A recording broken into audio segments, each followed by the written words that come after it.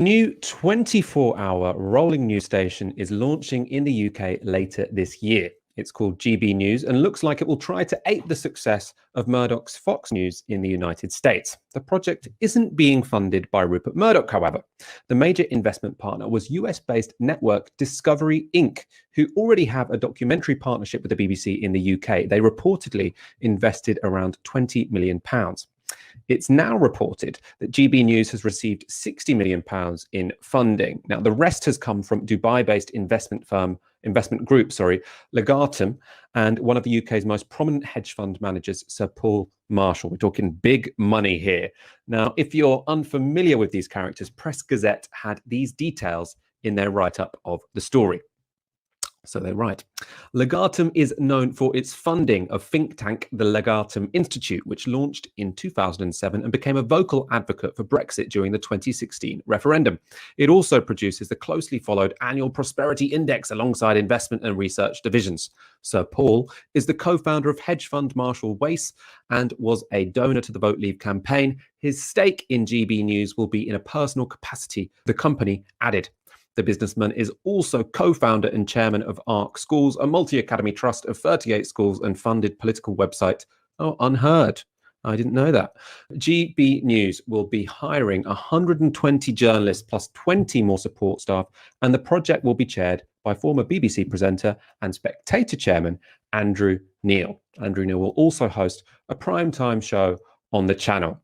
Now, of the project, Andrew Neil has said, "We're thrilled to have such a broad range of high caliber investors who share our belief that many British people are crying out for a news service that is more diverse and more representative of their values and concerns. GB News is a massive undertaking in a fiercely competitive market, but we're confident there's an appetite for a fresh approach to news in Britain, Northern Ireland, and the Republic of Ireland." Now, £60 million, this is a serious operation, 120 journalists. It's terrifying. GB News is going to have 140 members of staff, 120 journalists, for a kind of baseline figure. Unheard, which is, as you've said, is funded by one of the gentlemen behind this now, to the tune of millions of pounds. Unheard, initially the pitch was 6 to 12 journalists. So we're looking at a really, really big outlet. It's probably going to be on DAB. It's definitely going to be on television. You'll be able to watch it with 3 of you and so on. And of course, 60 million. A huge amount of money. But I have to say one thing, this is not unique. You've got GB News with Andrew Neil, but you've also got, of course, News UK TV with Rupert Murdoch.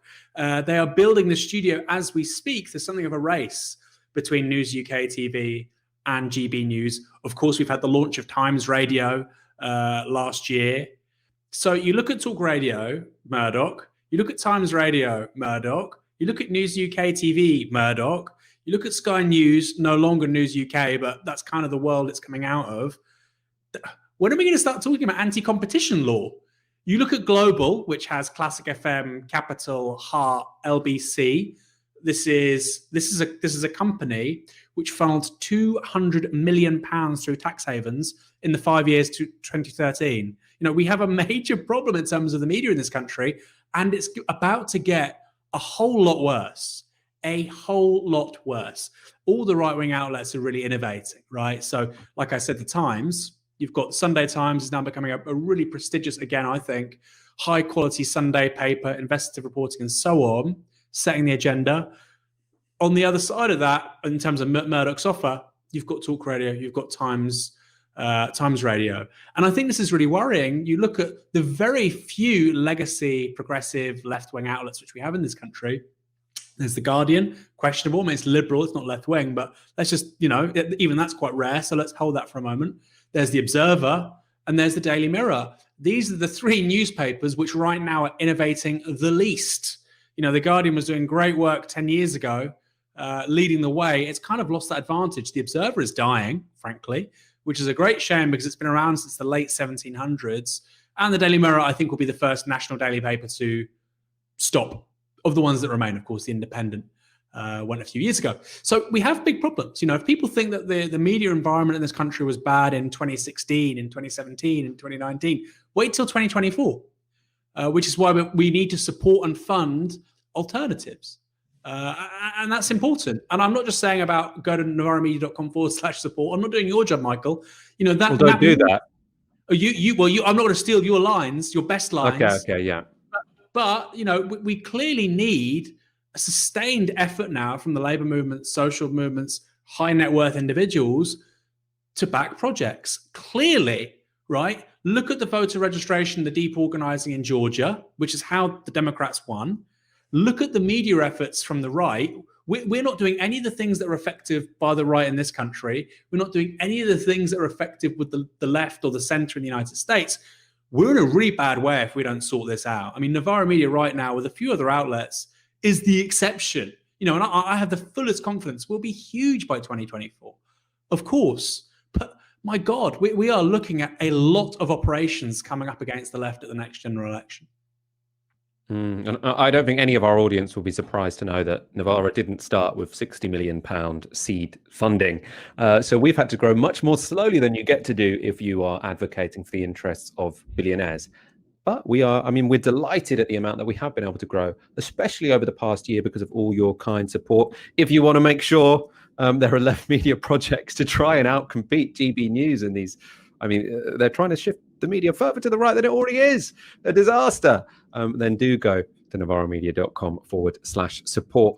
One other thing we should add, the BBC probably isn't going to save you. So these outlets, I think one of their big aims, politically at least, is to put pressure on the BBC to try and shift to the right. I think people on all sides of politics in this country recognize how much influence the BBC has over political opinion in this country. And I suppose there's been some bad news if you don't want the BBC to be a linchpin of the right in this country. That's because the corporation has unveiled their new chair. He is this guy. I think we can get an image of him up. It is Richard Sharp, who is a former Goldman Sachs banker.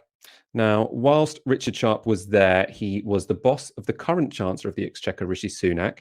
He's also spent the past year as an unpaid advisor to Sunak on the economic response to the pandemic, something he's expected to give up to do this new role, not doing a George Osborne where he manages the Evening Standard and has all of these advisory jobs on the side. According to the Electoral Commission record, Sharp has donated more than £400,000 to the Conservative Party since 2001. And since 2002, he's been a director for the Centre for Policy Studies, a right-wing think tank. Now, this appointment follows the appointment in September of the new BBC Director General, who is Tim Davie. Now, during the 1990s, Davie stood as a councillor for the Conservative Party and was deputy chair of the Hammersmith and Fulham Conservatives. So we've got this organiser. You've got Andrew Neil saying the BBC is far too left-wing. That's why we need this new 60 million organisation to drag it in the other direction. Julia Hartley-Brewer railing against the Liberals at the BBC. And then in charge of that organisation, we now have as its chair someone who has donated £400,000 to the Conservative Party, and as its Director General, someone who's literally stood as a Conservative Party candidate. Aaron, it doesn't seem like the BBC is going to be a particularly strong line of defence against this attempt to sort of foxify the British media environment. Yeah, we were talking about this today, in fact, weren't we? And there is an argument to say, well, you know, perhaps it's good that the kind of GB News and News UK TV would act as a kind of leech to suck out the kind of right-wing takes and the ideas, and that's where the Tory politicians would go for interviews and so on, and the BBC could be more centrist. I think that's a compelling argument, but it's clearly not going to happen when you see the people involved. You know, I don't know if you mentioned this a moment ago, but Richard Sharp, as well as giving £400,000 to the Conservative Party, which, by the way, some of that money was as recently as December 2019. He's on the board of the Centre for Policy Studies, which is as right-wing as a think tank you will find in this country. And by the way, the wife of Lord Rothermere, who owns the largest media group in this country, who's also a tax dodger and lives in France, is also on the board of the Centre for Policy Studies. You've got about 1,000 people in this country who really do control a lot. We don't need to create conspiracy theories around the Illuminati and whatnot. It's just about very affluent people trying to protect and expand their influence in politics through ownership of the media so that they become even richer still. Not that tough to understand. We don't need to lunge for COVID conspiracies and pandemics when we can talk about capitalism. I do think there is a relevance of this story about GB News and COVID conspiracies, because what we've been True. talking about, or what seems to have been accepted right now in the mainstream media, is that the COVID deniers were wrong. Toby Young was wrong. Carl Hennigan was wrong. These people who said maybe we had herd immunity in summer, maybe the pandemic was already over, maybe lockdowns do more harm than good. They were wrong. The Julia Hartley-Brewers of this world, they were wrong. Hey, Robert Peston. These are the people. These are exactly the people. Yeah, well, Robert Peston was more of he just sort of passively reports, whereas it was Toby Young and Julia Hartley-Brewer actively pushing that this is all because of false positives, whereas Robert Peston is this more sort of like, maybe it is because of false positives. Maybe herd immunity will say, it switches every half an hour.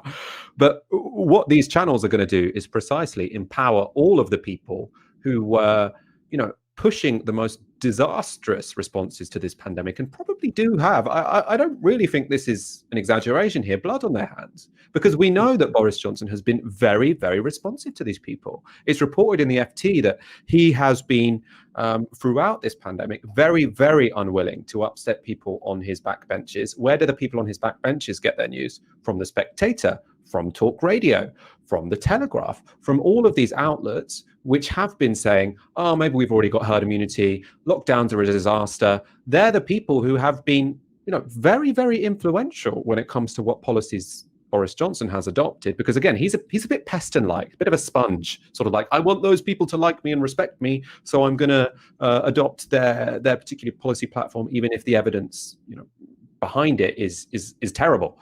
And we're currently facing the consequences of that. So if you think that Britain's media environment as it currently exists has not helped us in damage limitation when it comes to this pandemic, imagine when you've got a mainstream TV channel run by Rupert Murdoch, News UK TV, and a mainstream news channel which is chaired by the person who is also the chairman of The Spectator magazine, which basically was the house journal of lockdown skepticism. It could have been much worse, and if it happens again in 3 years' time, there's every likelihood it will be if we have someone like Boris Johnson still in power.